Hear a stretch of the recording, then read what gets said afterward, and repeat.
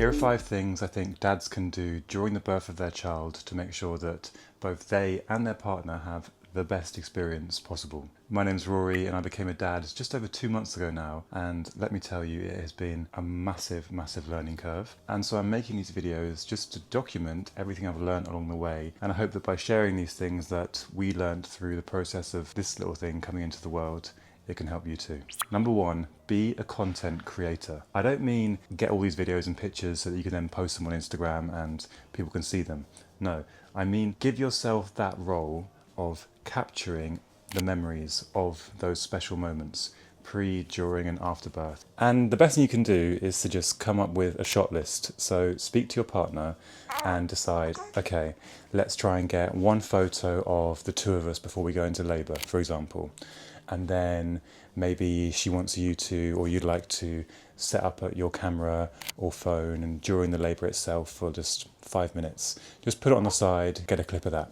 And then also trying to get a photo after the birth is really important, where your partner's not just breastfeeding, because your baby's going to want to breastfeed pretty quickly.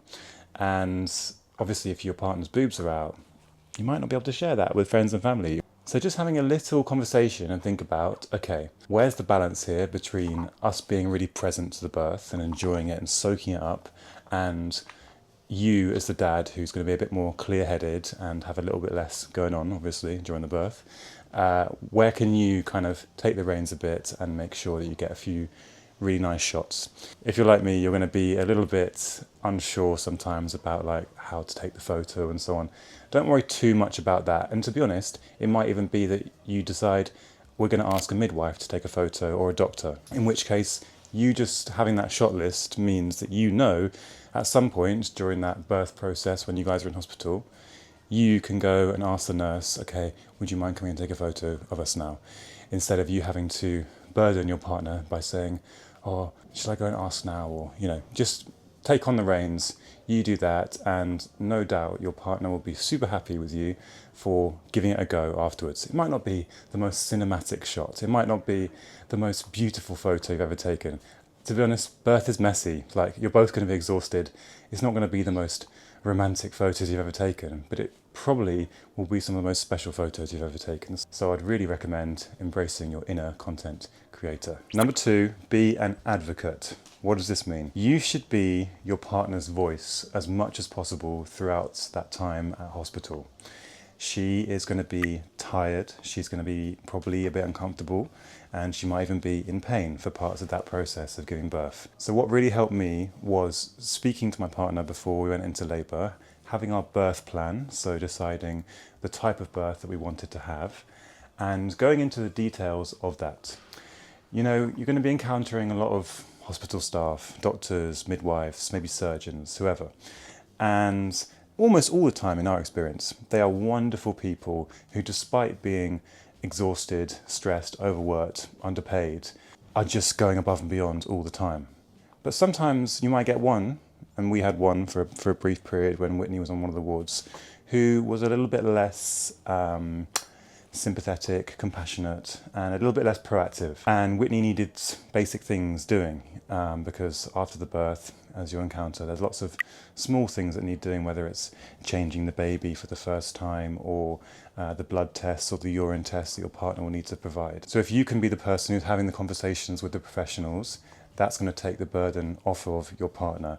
And it might even require you sometimes, like it did with me at one point, to step outside of your normal self a little bit and to kind of be a little bit firm. Because I don't know if it's an English thing or whatever, but we can be quite appeasing and polite and just, oh, sorry, But there will come a moment probably during that birth where your wife or your partner, needs something and you need to go and help her make it happen. Having that birth plan decided between you and you being the advocate is also really important during the birth, because your wife's going to be getting offered pain relief potentially, or given different options of forceps or no forceps, or cesarean or not, or all different kind of scenarios can unfold. And as much as you can have prepared with her to have just decided, okay, what does she want in each of these eventualities? But if, for example, before the birth you and your partner discussed it and she decided that she really doesn't want some interventions, whatever they may be, you can communicate that to the professionals when they're suggesting it.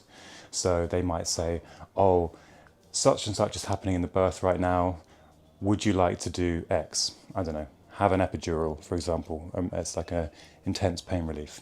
But if your partner has said to you before, under no circumstances do I want an epidural, that's when, instead of her needing to answer whilst giving birth, you can step in and say, thank you for offering, but she's very clear that she does not want to have an epidural.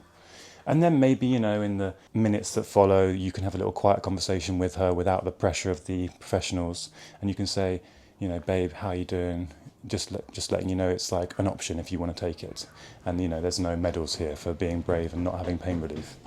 So, I think naturally in the moment you'll be fine and you'll know what to do. But just being as much of an advocate for your partner as possible can really help them have a much more positive birth experience.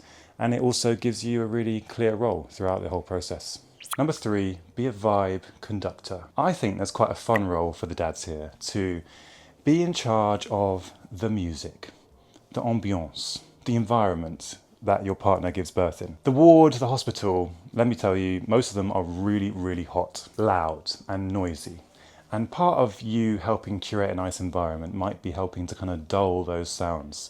So it might be making sure your partner's got earplugs, an eye mask, a fully charged phone with extra spare battery, and all her favourite podcasts or playlists downloaded beforehand. During our birth, I was so glad that we spoke about our music playlist before we went in. And to be honest, I was thinking the days and weeks leading up to the birth, oh my gosh, I'm so tired. I'm just going to put on a Spotify radio playlist of a song that I know that we like, which I'm sure would have been fine. But we actually, in some exhausted late pregnancy evening one time, we had a little play around on Spotify and made a playlist. Then we played that playlist during my partner's eventually her elective C-section. And the songs that we played during that will stick with me forever. They were so special. And like I said in my last video, there are certain songs that I now really associate with Little Squishy because they were playing at the moment she entered into the world. And oh yeah, it's just special. These are small things, or maybe you and your partner, you love a certain decoration which you could just bring in and hang across the bed or by the wall. It's these small things which just help kind of personalize the experience, because you are on a bit of a carousel. They've got so many people coming in and giving birth at once that inevitably, you feel like you're on a bit of a hamster wheel of people pushing babies out and then on to the next one, and you might be getting pressurized to move beds or to actually be discharged and so on. So the more you can personalize and create that vibe for your partner, the better. Number 4, be a snack connoisseur. You don't need me to tell you, hospital food is dead. It's not healthy, it's not that tasty. I don't think it's very nourishing. So make sure that you are prepared and have got your partner some snacks. They might be a combination of healthy and unhealthy snacks, doesn't really matter.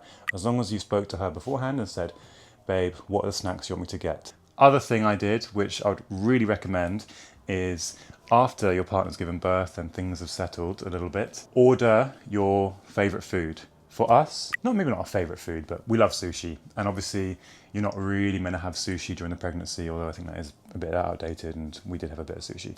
But I ordered sushi to the hospital and it was delicious. It never tasted so good. And because it's served cold, it lasted a bit longer. So my partner Whitney, she had a bit and then she could just leave it in the cool bag I bought for a bit and then come back to it later. And I don't know, it just felt kind of amazing to have our daughter there and to be munching down on a bit of sashimi. I don't know, it just felt quite iconic. So yeah, would recommend. My little sashimi. A little hack for you guys too is to make the food at home so you don't have to get a takeaway. We actually did that as well. And we made some breakfast wraps. So tortilla wraps with roasted vegetables, egg put in, kind of tray bake that, and we put some, I think, minced turkey on it as well or something, and some sauces, wrapped it up, put them in the freezer, and then when we went to the hospital, I put them in the cool bag, and we came, and then we microwaved them on the ward and had them there. It was delicious. Do check if you can microwave on the ward though. And make sure you get some healthy snacks for all the midwife team, because they are going to be doing all the hard work, looking after you guys once the baby arrives. and are such lovely people on the whole. And often people I saw were getting them, you know, biscuits and crisps or whatever, sort of unhealthy snacks, which is great too. But I think if you're getting that day in, day out, probably you're craving a bit of nourishment. So I actually decided to get them some fruit, and they actually said they were really grateful for that because it's not always what they get. And they quickly polished off several packs of fruit. Yes, they did. They loved it. And finally, number 5, be present. This is actually harder than you would think. You kind of would think that, oh, the birth of your child, you're going to just be like completely absorbed in it and, you know, want to be nowhere near your phone. But if you're like me, you're still probably low-key a little bit addicted to your phone. And like I said for point 1, yes, use your phone, get some photos and lovely clips of the birth, of course. But try not to be on it more than you need to. I can't tell you how it kind of like made me a bit sad to be on the labour ward after she came into the world. And you're often with a lot of other people in the other bays in the hospital who've also given birth, other couples. But the number of people who are on their phones scrolling social media, because you can hear it because people just play out loud, whilst their newborn baby was lying next to them in the portable cot on wheels that they come with, that you get given.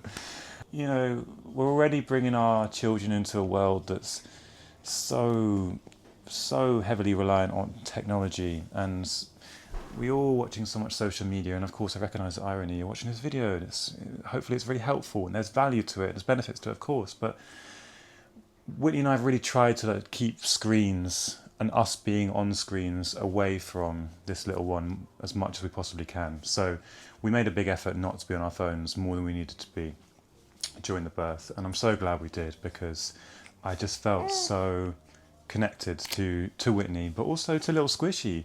And you know, a lot of dads, they struggle to bond with their babies, and so putting a phone between you and your baby is going to make that even harder than it needs to be. One reason, of course, you will be on your phone is that you'll want to contact friends or family and tell them about the birth.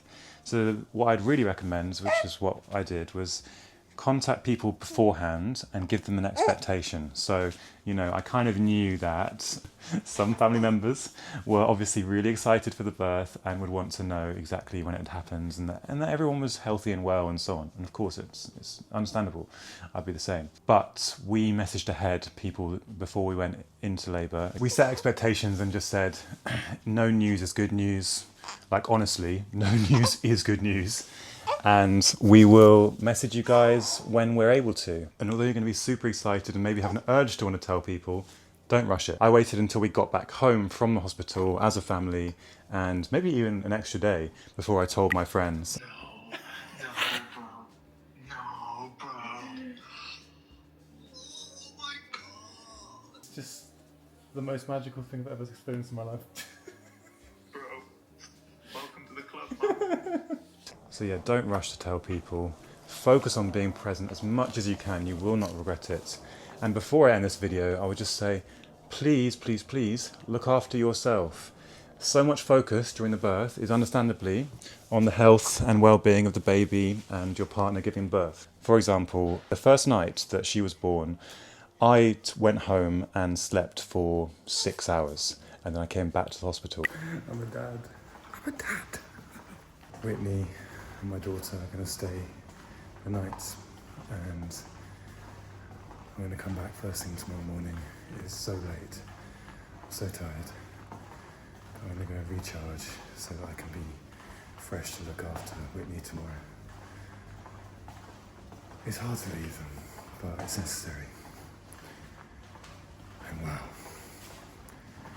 tomorrow's a new day. Tomorrow is day 1 of being a dad. And you may well not want to do that. I know a lot of dads who would much prefer to just be with their partner and newborn child throughout the whole night. But my option on that labour ward was this highly rigid and uncomfortable little chair next to the bed on which Whitney was lying. And there was just no way I was going to get any sleep then. It kind of felt like wrong but right at the same time. Like, we knew it was the right thing for me to do, but in my heart it was really challenging. But we were glad because I came back the next day refreshed with fresh supplies, food and drink, And I had more energy, whereas Whitney by this point had very, very little energy. So I was really able to bring the positivity and the oomph to that next day. Because you're a team, you know, one of you is always going to be a bit more depleted than the other. Make sure you look after yourself out there so that the other person can have as best time as possible under the circumstances. What's that? What's that? Oh, she said, you got this.